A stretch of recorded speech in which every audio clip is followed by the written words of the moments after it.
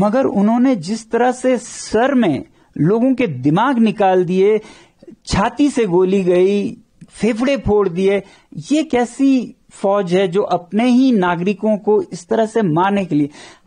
साधारणतः ऐसे रायट्स में आप पैरों पे गोलियां मारते हैं। एक प्रेस रिलीज देती है गृह मंत्रालय, भारत जैसे महान बड़े देश का गृह मंत्रालय प्रेस रिलीज देता है जिसमें वो कहते हैं सोनम वांगचुक, सोनम वांगचुक। 3-4 बार सोनम वांगचुक, एक छोटे से इंसान पर वो पूरा दोष मढ़ते हैं। नहीं, ऐसा तो नहीं। हिंसा को तो हम कभी भी सही नहीं ठहरा सकते हैं।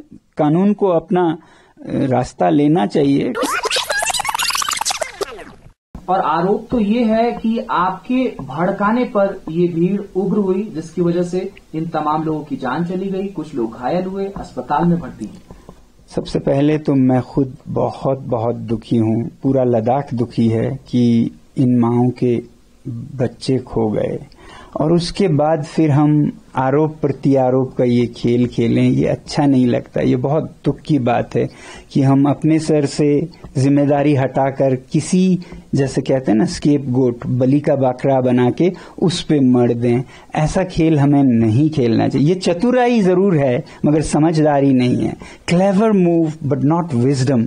इस समय हमें विजडम की जरूरत है। हम साथ में बैठ के सोचें कि इन बच्चों की क्या ऐसी विवशता थी कि वो सड़कों पे इस तरह से निकल आए, और उसे सुलझाएं तो सब सुलझेगा। ये सीमा शांत होगी, ये देश प्रगति करेगा। ना कि हम इसने किया, उसने किया, मैंने कुछ नहीं किया, मैं तो अच्छा हूं बोलें। क्योंकि सच्चाई ये है कि ये बच्चे बहुत परेशान से थे।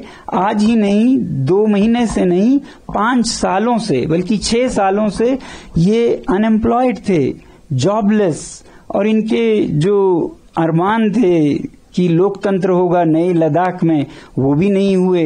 कि संरक्षण होगा 6वें शेड्यूल में, वो भी नहीं हुए। बातचीत पे बातचीत घसीटते जा रहे थे, नतीजा कुछ नहीं निकल रहा था। अब मुझ पे दोष देने लगे थे यही युवा कि आपका शांति का पथ किसी काम का नहीं है। अपनी शांति आप अपने साथ, एक मिनट, आप अपनी शांति का पथ अपने साथ रखिएगा, हम अपने हाथ में लेंगे। ऐसा मुझे बुरा भला कहने लग चुके थे। तो ये बहुत दुर्भाग्य की बात है। सबसे बड़ी बात ये हम माने, और अभी इनकी लाशें वही हैं और इस पे हम आरोप प्रत्यारोप। आप सोचिए, क्या ये अच्छा लगता है किसी भी देश में कि सरकार किसी एक को चुन के, किसी एक पार्टी को इसने किया, और जो कमियां हमसे रह गई इस गवर्नेंस में, इस सिस्टम में, उनको हम बिल्कुल नजरअंदाज कर दें तो फिर दोबारा ये उठेगा। आप किसको अकाउंटेबल मानते हैं? क्योंकि आपको मैं तब से फॉलो कर रहा हूं, बहुत लंबा समय। आपको तमाम लोग इंस्पिरेशन के तौर पर भी वांगचुक साहब देखते हैं। आपको याद होगा, मैंने आपका पहला इंटरव्यू किया था जब आप लद्दाख भवन में प्रोटेस्ट पर बैठे थे। जी, जी। आप दीवार के ऊपर चढ़ के मुझे इंटरव्यू दे रहे थे, एनआई के बैनर तले ही। और इस समय मैं आपका इंटरव्यू कर रहा हूं। दोनों में जमीन आसमान का अंतर है। एक समय आप शांति के पथ पर तमाम लोगों को बढ़ा रहे थे और आज उल्टा आरोप लग रहा है। मगर पथ वही है मेरा। तो मैं किसी को जिम्मेदार नहीं ठहराना चाहता हूं, मगर एक सच्चाई भी है ना कि 2020 से हमें वादा दिया गया कि आपको 6ठे शेड्यूल में संरक्षित किया जाएगा। खासकर इन नौजवानों को ये वादा दिया गया था कि 21,000 नौकरियां निकलेंगी, फिर 6,000 नौकरियां निकलेंगी, और निकला कुछ भी नहीं, ना के बराबर। शायद अभी हाल ही में 1-1,500 नौकरियां निकले होंगी। वो बिल्कुल बेरोजगार हैं। आप समझ रहे हैं, घर पे जाओ तो वो माँ बाप की टोक सुनते थे, बाहर जाओ तो बेकार हैं, दोस्तों में शर्मिंदा हैं। ऐसे में वो भड़क कर बाहर आ गए। वो बाहर कभी नहीं आते थे, बल्कि ये जो आंदोलन चल रहा था, इन सब लोगों की एक शिकायत थी कि ये युवा पीढ़ी बहुत मतलबी हैं, अपने घरों में घुसे रहते हैं, बाहर नहीं आते हैं, क्योंकि इनको डर है कि सरकार इनके चेहरों की तस्वीर लेगी और इंटरव्यूज में इन्हें हैरस करेगी। तो ये कभी नहीं निकलते थे। अचानक कल ऐसे निकल आए। ये किसी का मतलब इमेजिनेशन में भी नहीं था। क्या आपको पहले इस बात का इल्म नहीं था कि ये जो प्रोटेस्ट आप हंगर स्ट्राइक कर रहे थे वो इस तरह का रूप ले लेगी? बिल्कुल नहीं, बिल्कुल नहीं, बिल्कुल नहीं। हम इतना कह रहे थे, कल के लिए ये बातचीत चल रही थी, फैसला। आपने जेनजी सबका नाम लिया, आपने नेपाल के उस रिवॉल्यूशन का भी एग्जाम्पल दिया जिसमें उग्र प्रदर्शन किए गए, हिंसक प्रदर्शन किए गए, नेपाल के इंफ्रास्ट्रक्चर पर डेंट कराया गया, नेपाल की डेमोक्रेसी खतरे में आ गई, तमाम आरोप और उस तरीके की बात को आप इंडोर्स करते हुए दिखाई। नहीं, ऐसा मत कहिए इंडोर्स करते। जब ये हो चुका था, पहली बात तो कुछ लोग कहते हैं कि आपने ऐसा कह के इंसाइट किया। जब ये हो चुका था, मैंने तब एक अपडेट दिया जिसमें मैंने कहा कि ये हिंसा निंदनीय है, शब्द था निंदनीय है, मैं बहुत दुखी हूं, इससे आप हमारा समर्थन नहीं बल्कि हमारी बदनामी कर रहे हैं। और फिर मैंने कहा कि ये अचानक से बिना किसी पहले के उसके अचानक से ऐसे हजारों में युवा निकल गए मानो जैसे जेनजी रेवोल्यूशन सा हो, ऐसा एक शब्द निकल गया। वैसे मैं जेनजी प्रयोग नहीं करता हूं, अब ये बच्चे खुद को करते हैं तो इसलिए शायद मेरे मुंह से निकला, वरना हमें जेनजी से इतना छूत-अछूत भी नहीं होना चाहिए। ऐसा कोई शब्द में तो बुराई नहीं है, पता नहीं कुछ लोगों को इतना क्यों लगता है। मैं भी यूज नहीं करता हूं, मगर कल ये मैंने सिर्फ इसका वर्णन करते हुए कहा, ऐसा एक हालात हो गया लद्दाख में जिससे हम सब दुखी हैं। ये होने के बाद का अपडेट है, आप जाके देख सकते हैं। आपने कभी ऐसा लद्दाख देखा था? नहीं भी नहीं कहूंगा। जब हम जम्मू कश्मीर में थे तो यूटी का मांग करते हुए ऐसा ही एक हिंसक आंदोलन हुआ था 89 में, 89 में, मगर इस हद का नहीं था। ये बहुत ही अजीब अंदाज का, यहाँ कोई नहीं रोक पा रहा था। आपको पता है आज हमारे जो एपेक्स बॉडी है लद्दाख की, उसका यूथ विंग, उनके लीडर्स को धरपकड़ कर रही है सरकार, घरों से जाके उनको पकड़ रहे हैं। सच्चाई ये है कि वो बेचारे जाकर गाड़ियों से लाउड स्पीकर से उनको मनाने की कोशिश कर रहे थे कि आप ये मत कीजिए, हमारा काम ये नहीं है, मगर उनपे ही पथराव होने का डर था। ऐसे ही हमारे वरिष्ठ नेता थुप्तन जी और त्सेरिंग जी भी वहां गए मैदान में उनको रोकने के लिए, कोई किसी की सुन ही नहीं रहा था। पागलपन सा, भूत सा सवार था उनपे। तो वांगचू साहब, किसी को गिरफ्तार न किया जाए, किसी को अकाउंटेबल न बनाया जाए, किसी के ऊपर अकाउंटेबिलिटी फिक्स न किए जाए, कहा जाए कि ये सरकार की गलती है? नहीं, ऐसा तो नहीं। हिंसा को तो हम कभी भी सही नहीं ठहरा सकते हैं। कानून को अपना रास्ता लेना चाहिए, कोर्स लॉ जो कहते हैं। तो जो गलत हैं उन्हें सजा होनी चाहिए, मगर साथ ही साथ मैं कहूंगा जो फोर्सेस हैं, सहानुभूति है उनके साथ भी कि पथराव हुआ, उन्हें भी लगा होगा, मगर उन्होंने जिस तरह से सर में लोगों के दिमाग निकाल दिए, छाती से गोली गई, फेफड़े फोड़ दिए, ये कैसी फौज है जो अपने ही नागरिकों को इस तरह से मारने के लिए। हाँ, साधारणतः ऐसे रायट्स में आप पैरों पे गोलियां मारते हैं, और जब कभी बिल्कुल खतरा बढ़ जाए, आपकी जान पे आ जाए, तो शूटिंग ऑर्डर्स लेते हैं, तब करते हैं आप। जब आपकी जान पे आए तो आप शूट करेंगे। यहां तो किसी भी सैनिक दस्ते का, अर्धसैनिक दस्ते का कोई हताहत नहीं हुए, और इस तरफ से 4 और शायद 2-3 और जाएं तो आप समझ सकते हैं कि इसमें गलत, आउट ऑफ प्रोपोर्शन फोर्स का यूज किया गया। इतना भारी, जैसे दुश्मन को आप जंग में मार रहे हैं, ऐसे अपने नागरिकों को मारना एक अच्छी सरकार की निशानी नहीं है। वांगचू साहब, you are now saying that आपको स्केप गोट की तरह इस्तेमाल किया जा रहा है। अब आपकी एनजीओ की सीबीआई प्रोब भी स्टार्ट कर दी गई है। एलिगेशंस हैं कि फॉरेन फंडिंग मिली जो कि माल प्रैक्टिसेस के थ्रू आई। इस चीज को कैसे देख रहे हैं? और ठीक जिस तरीके से रिवॉल्यूशन हुआ कल, इतनी जाने गई, उसके ठीक बाद अगले दिन आपके खिलाफ सीबीआई जांच। जी नहीं, सीबीआई जांच अभी नहीं हुई। ठीक अगले दिन एक प्रेस रिलीज देती है गृह मंत्रालय, भारत जैसे महान बड़े देश का गृह मंत्रालय प्रेस रिलीज देता है जिसमें वो कहते हैं सोनम वांगचुक 3-4 बार सोनम वांगचुक एक छोटे से इंसान पर वो पूरा दोष मढ़ते हैं। तो ये एक कड़ी का हिस्सा है, ये भी कल का वाला भी एक कड़ी का हिस्सा है। ये कोई 1.5 महीना पहले शुरू हुआ, जबकि लद्दाख के जो चुनाव हैं वो 2 महीने में आने वाले थे। ये वही चुनाव है जिसमें लोग मांग कर रहे हैं कि पिछले चुनाव का वादा पूरा कीजिए अगले में जाने से पहले। पिछले चुनाव का वादा था कि आपको 6वें शेड्यूल में लाएंगे, तो अब लोग मांग कर रहे थे इसे पूरा किए बिना हम आपको नहीं जाने देंगे। उनमें से बड़ी आवाज मेरी थी, तो मुझ पर उन्होंने निशाना साधा और 1.5 महीना पहले हमें बताया गया कि आप पर एक FIR है, वो भी देशद्रोह का है। उसके बाद हमारे विद्यालय की जमीन वापस ले जा रहे हैं ऐसा नोटिस आया। उसके बाद CBI की इंक्वायरी, ये 2 हफ्ते पहले की बात है, CBI की, फिर इनकम टैक्स के पता नहीं क्या क्या।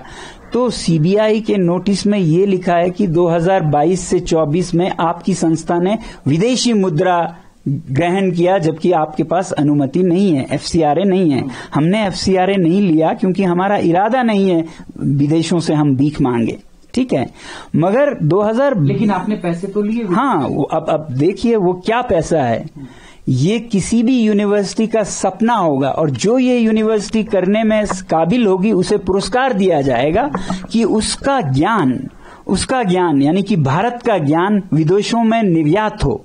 तो हमारे जो पैसिव सोलर हीटेड बिल्डिंग्स है जो हमने लोगों के लिए, इंडियन आर्मी के लिए बनाए, वो अफगानिस्तान में ले जाना चाहते थे संयुक्त राष्ट्र संघ, यूनाइटेड नेशंस, और उन्होंने इसके लिए हमें फीस अदा की।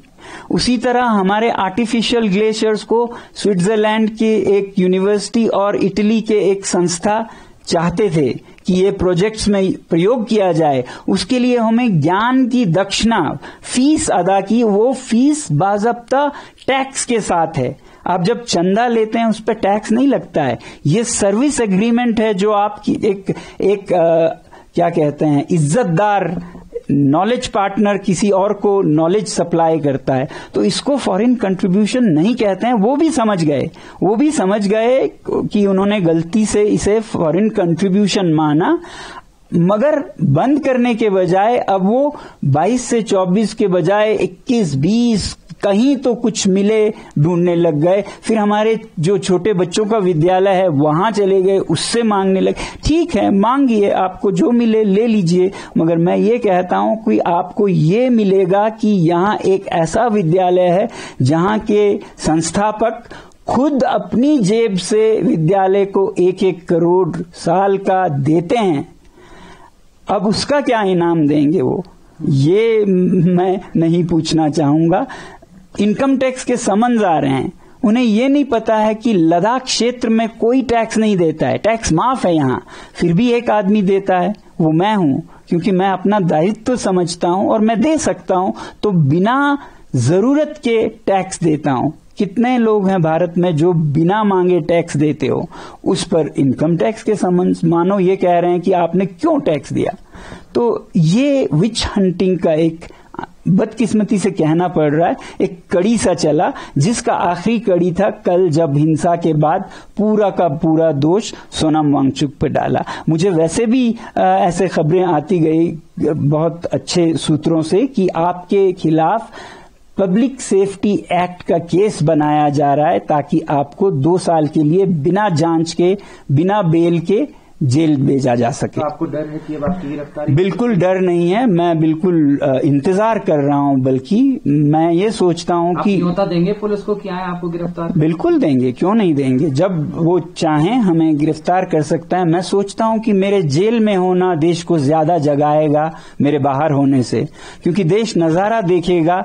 जो आदमी देश विदेश से भारत के लिए मैग्सेसे से लेके रोलेक्स अवार्ड से लेके 30 पुरस्कार लाता है, 8 तो यूनिवर्सिटीज के ऑनररी डॉक्टरेट्स लाता है, देश का नाम ऊंचा करता है, यहाँ के ज्ञान को निर्यात करता है और चीन जैसे देशों के खिलाफ बायकॉट चाइनीज प्रोडक्ट्स का मुहिम चलाता है, जो आगे ले जाके सरकार भी उसे आगे बढ़ाती है, उसी आदमी को हम आज ऐसे दोषों में जेल डाल रहे हैं। ये नजारा जब वो देखेंगे तब वो समझेंगे कि आज देश कैसे चल रहा है।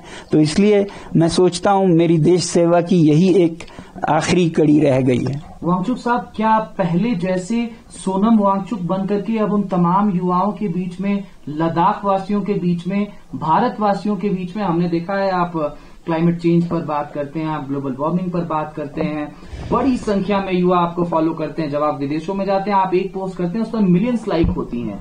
तो you are an youth inspiration sir, लेकिन क्या आपको लगता है कि अब वो क्रेडिबिलिटी उस सोनम वांगचुक की रह जाएगी, क्योंकि 4 जाने आपकी वजह से गई? नहीं, मेरी वजह से गई ये कहना गलत होगा। उनकी कोशिश है कि देश को ऐसे दर्शाएं और वो इसमें छुप जाएं। ये कोशिश है। देश के लोग इतने बेवकूफ नहीं हैं। आप समझ सकते हैं कि देश के लोग इतने नहीं हैं कि जो उनको खिलाया जाए वो पी जाएं, खा जाएं। देश जरूर समझेगा कि सच्चाई क्या है। क्या पुराने वाले सोनम वांगचुक की तरह, जैसे आप दिल्ली में बैठ जाते थे प्रोटेस्ट करने, आप तमाम जगहों से वो इन्फॉर्मेटिव चीजें डालते थे, आप हंगर स्ट्राइक पर बैठ जाते थे, क्या आपको लगता है कि अब उसी तरीके से लद्दाखवासी, देशवासी आप पर भरोसा करेंगे उस पुराने वांगचुक की तौर पर? देखिए, लद्दाखवासी तो और भी 10 गुना करेंगे, क्योंकि उन्हें सच पहले से ही पता है। देशवासियों को जैसे जैसे पता चलेगा वो भरोसा करेंगे, उससे भी ज्यादा पहले से भी, क्योंकि अब तो ये 75 कठिन परीक्षणों से परखा हुआ सोना है। कल तक तो ये सोना है बोलते थे, मान लेते थे। अब उन्हें दिखेगा कि ये सोना कहीं गलता नहीं, पिघलता नहीं, बर्फ में हो चाहे आग में हो, ये खड़ा रहता है। अगर हमारे देश की जो सबसे बहुमूल्य एक नारा है, सत्यमेव जयते, उसमें जरा भी ताकत है, सच्चाई है, तो देश मुझे जरूर समझेगा, अगर सत्यमेव जयते अभी भी जिंदा है तो। वांगचुक साहब, मेरा ये अंतिम सवाल रहेगा कि अब आप क्या उसी बुलंदी के तौर पर लद्दाख के पूर्ण राज्य की मांग हो, 6th स्केड्यूल की मांग हो, उसको आगे बढ़ाएंगे? क्योंकि अब हमने देखा कि इस प्रोटेस्ट को उस तरीके से लोग नहीं देख पाएंगे, तो क्या अब कल से उसी तौर पर आप लग जाएंगे? क्योंकि आपने तो हंगर स्ट्राइक भी खत्म कर दी, अब आप पर तमाम आरोप हैं, तो क्या उसी मोटिवेशन के साथ, उसी ऑप्टिमिस्टिक एटीट्यूड के साथ आप वो सारी मांगे लद्दाख के लिए कल से रखेंगे? पहली बात, अगर हमने आप रखेंगे ANI पर? जी, अगर हमने अनशन बंद किया, वो देश हित में, लोगों के हित में किया कि अगर इतना उपद्रव हो रहा है तो ऐसे में हम अनशन ही हटा देंगे, क्योंकि इस उपद्रव के पीछे युवा का डर था कि ये अनशन वालों को कुछ हो ना जाए, इसलिए वो भड़क गए थे कि 14वें दिन पे 2 लोग अस्पताल चले गए, ले जाना पड़ा गंभीर स्थिति में। तो ये डर था, तो हमने कहा कि ये अनशन ही हम हटाएंगे, आप कृपया ऐसा मत कीजिए। ये मेरा एक योगदान था कि शांति कैसे जल्दी से जल्दी लाएं। ठीक है, आगे जाने की बात है। लद्दाख के लोग तो जैसा मैंने आपको कहा सब समझते हैं, और लोगों को भी समझ आएगी। हाँ, हम वैसे ही कहेंगे कि जो वादे थे आप पूरा कीजिए। वही एक तरीका है लद्दाख के युवाओं के मन को शांति देने का, और जिनकी मृत्यु हुई उनके आत्मा को शांति देने का, कि आखिर आप समझे हमारे दर्द को। अभी भी आप अगर उस दर्द को न समझी करके कालीन के नीचे दबाएं और औरों पे दोष साधते रहें, तो न उनकी आत्मा को शांति मिलेगी, न इनके गुस्से ठंडा होगा, तो ये और भड़केगा। तो ऐसा न करें। मैं कृपया विनती करता हूं सरकार से कि इस मौत के बाद आप ऐसा खेल मत खेलिए कि ये उसका था, ये इसका था।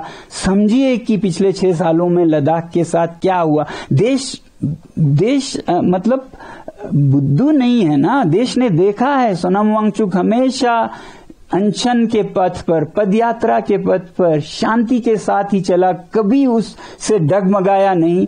अब आज अगर हालत हद से निकल गए तो फिर वो हालात की बात है कि युवा ने हमें रिजेक्ट कर दिया। हमें खुद दुख है कि आज हम फेल हुए, हमारा जो पाथ था उसको उन्होंने रिजेक्ट किया और वायलेंस पे चले गए। हमें तो दुगना दुख है।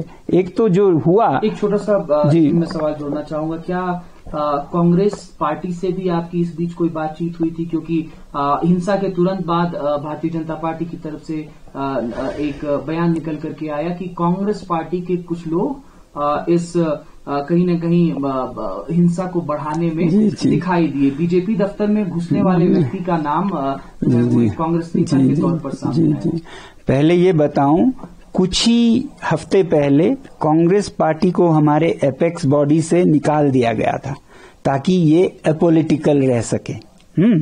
तो आप समझ सकते हैं कि कांग्रेस से कोई लेना देना नहीं है इस आंदोलन का। उन्हें तो आंदोलन से हटने को कहा जब तक इलेक्शंस खत्म ना हो, वरना उनकी भी जगह है उसमें। अब दूसरी बात, जिस तरह से इस उपद्रव के होने के बाद ही बीजेपी ये इल्जाम लगा रही थी, एक फोटो दिखाकर जो संवाददाता उनके बता रहे थे कि देखिए ये सेपक हैं, ये काउंसलर हैं नॉर्दर्न या अपर ले के वार्ड के। अब आपको कैसा लगेगा अगर मैं ये बताऊं कि वो तस्वीर जो वो दिखा रहे थे वो गलत था। वो किसी और के तस्वीर को लेके जल्दीबाजी में उसे कांग्रेस का काउंसिलर लेके सबको देश को दिखा रहे थे, और सच में ये कोई और था, उनके कोई दूर के रिश्तेदार थे। और उनको और उनके इस परिवार को आज पुलिस हिरासत कर रही है, हैरेस कर रही है, मारपीट कर रहे हैं। ये इस तरह से ये नहीं थमेगा और भड़केगा। युवाओं को अब धरपकड़ करें इतने हंगामे के बाद, ऐसे बेचारे कांग्रेस के काउंसिलर के नाम पे आप किसी और को सता रहे हैं। वो कोई और था जो मास्क में था, दिखता वो वैसा ही था, तो उन्होंने जल्दीबाजी में ढूंढा कौन कांग्रेस मिलता है जिसपे हम ये दोष मर सकें। मैं तो था ही आधा लेने के लिए, उन्हें वो मिले। अब वो क्या माफी मांगेंगे देश से? क्या वो माफी मांगेंगे देश से अगर वो सच में एक सच्चे प्रवक्ता हैं बीजेपी के? मैं उनसे पूछना चाहूंगा। आप चाहते हैं कि वो माफी मांगे? अगर उन्होंने गलती की, किसी दूसरे को उन्होंने कांग्रेस का बताकर बदनाम करना चाहा, तो उन्हें मांगनी चाहिए।